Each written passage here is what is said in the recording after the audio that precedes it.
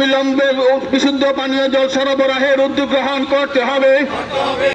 Deputation কর্মসূচিতে আমরা মিলিত হয়েছি। আমাদের বিলম্বে এই তিনটি ওয়ার্ড এলাকা স্ট্রিট লাইটের ব্যবস্থা করতে হবে। বিশুদ্ধ পানীয় জল সরবরাহের ক্ষেত্রে পুর নিগম কর্তৃপক্ষের স্বেচ্ছা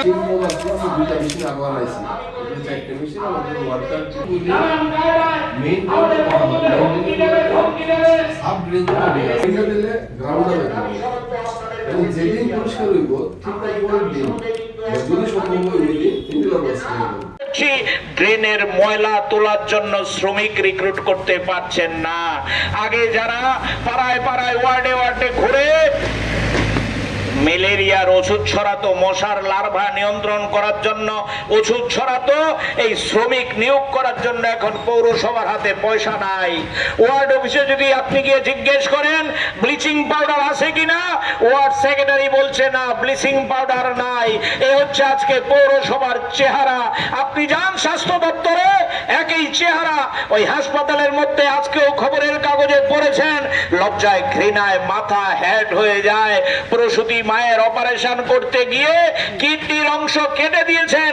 আমাদের রাজ্যে নাকি স্বাস্থ্য ব্যবস্থা চলছে, মুখ্যমন্ত্রী স্বাস্থ্য নিয়ে বড়াই করে বলছেন আমাদের রাজ্যের স্বাস্থ্য ভারতবর্ষের মধ্যে নাকি অন্যতম উন্নত স্বাস্থ্য ব্যবস্থায় রূপান্তরিত করবেন। ওই ত্রিপুরা রাজ্যের জিবি হাসপাতাল সবচেয়ে বড় হাসপাতাল, এই হাসপাতালের মধ্যে আইসিইউ রোগী মরে যায় অক্সিজেনের অভাবে। সরকার কোনো বক্তব্য দেয় না, সরকার কোনো কথা বলে না। এই হচ্ছে আজকে আমাদের রাজ্যের চেহারা।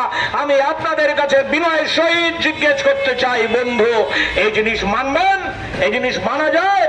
এটা তো রাজনীতির প্রশ্ন না। আমরা তো নির্বাচনের লড়াইয়ে নামিনি, আমরা তো ভোটের লড়াই করছি না। আমরা মানুষের পরিষেবার জন্য আজকে আপনাদের কাছে রাস্তায় নেমেছি, আপনাদের কাছে আমরা এসছি। ওই গেছেন আমাদের প্রতিনিধি দলের বন্ধুরা, নিশ্চয়ই তারা এসে সাংবাদিক বন্ধুদের সাথে কথা বলবেন, অফিসার সাহেব কি বললেন। কিন্তু আমরা তো অফিসার সাহেবকে দোষ দিতে পারি না। অফিসার সাহেব কি বলবেন? অফিসার সাহেবের কাছে গেলে তারা বলে তাদের স্টাফ নেই, তাদের পয়সা নেই। ওই আপনারা লক্ষ্য করবেন, আজকে খবরের কাগজের মধ্যে বেরিয়েছে দিল্লি থেকে মহিলা কমিশনের লোকজনরা এসে, এই মহিলা কমিশনের লোকজনরা জিবি ভিজিট করতে গিয়েছেন। জিবি ভিজিট করে তাদেরই রিক্রুট করা লোক, তাদেরই বিজেপির লোক, তাদেরই সঙ্গের লোক, তারা সাংবাদিকদের ডেকে বলছেন জিবির পরিকাঠামো সন্তোষজনক না। জিবির যত নার্স থাকার কথা নার্স নাই, জিবির যেরকম পরিকাঠামো থাকার কথা সেরকম পরিকাঠামো নাই। কিন্তু আপনি যদি ওই আগরতলা শহরে ঘুরেন, আপনি যদি ত্রিপুরা রাজ্যে ঘুরেন, একটা জিনিস সবচেয়ে বেশি পাবেন, সেটা হচ্ছে ফ্লেক্স এবং প্রচার। প্রায় প্রতিদিন মেলা। আমি কথা প্রসঙ্গে বলছি, অন্যভাবে নেবেন না। ওই আমরা যেখানে প্রোগ্রাম করছি এই প্রোগ্রামের কাছেই পূর্বাশার ময়দানে প্রায় প্রতিদিন কোনো না কোনো মেলা হয়। মন্ত্রীদের মুখের ছবি কদিন আগে দেখছিলাম, মৎস্য মেলা নাকি হয়েছে। আমাদের এই এলাকার বন্ধুরা অনেকেই আনন্দে উৎসাহে গেছেন, ভেবেছেন বোধহয় মাছ পাবেন, টাটকা মাছ কিনে আনবেন।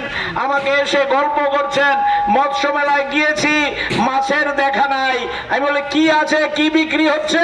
বলছে বড়শি বিক্রি হচ্ছে, মাছের খাবার বিক্রি হচ্ছে, জাল বিক্রি হচ্ছে, ওই মাছ ধরার সামগ্রী বিক্রি হচ্ছে, কোদাল বিক্রি হচ্ছে, খন্তি বিক্রি হচ্ছে, মাছের দেখা নাই। মৎস্য মেলা। এরপরে দেখলাম কৃষি মেলা, কৃষিজাত সামগ্রী নেই, গামছা বিক্রি হচ্ছে, লুঙ্গি বিক্রি হচ্ছে। এই হচ্ছে আমাদের রাজ্যের মেলার চেহারা। আপনি যান বই মেলায়, বই বেশি বিক্রি হয় না, বইয়ের পরিবর্তে চানাচুরের দোকান, চপের দোকান, ফুচকার দোকান। এই হচ্ছে আজকে আমাদের রাজ্যের চেহারা। তাই আমি বন্ধুদের কাছে আবেদন করতে চাই, এই ডাবল ইঞ্জিন ট্রিপল ইঞ্জিনের নামে যে সরকার মানুষের সাথে প্রতারণা করছে, মোদির মুখ দেখিয়ে, অমিত শাহের মুখ দেখিয়ে মানুষকে বিভ্রান্ত করছে। যারা বলেছিল মিস কলে চাকরি দেবে, যারা বলেছিল ওই বছরে 50,000 চাকরি দেবে, যারা বলেছিল 10,323 কে আমরা আসলে স্থায়ী সমাধান করব, যারা বলেছিল চুক্তিবদ্ধ কর্মচারীদের রেগুলার করব, যারা বলেছিল কেন্দ্রীয় হারে বেতন দেব, যারা বলেছিল ত্রিপুরেশ্বরী মন্দিরে বিনা পয়সায় প্রসাদ খাওয়াবো, যারা বলেছিল এয়ারপোর্ট থেকে বিনা পয়সায় ওই মাতার বাড়িতে টিআরটিসি গাড়িতে করে লোক নিয়ে যাব, যারা বলেছিল বর্মরা পাহাড়ের মধ্যে ওই সেখানে বাদ দিয়ে আগরতলা শহরে ট্যুরিজম স্পট তৈরি করব, যারা বলেছিল এইমস তৈরি করব, যারা বলেছিল ব্লকে ব্লকে কলেজ তৈরি করব, ইঞ্জিনিয়ারিং কলেজ তৈরি করব, আইআইটি তৈরি করব, আমি জিজ্ঞেস করি আজকে 7 বছর ক্ষমতা অতিক্রান্ত কেউ দেখাতে পারবেন?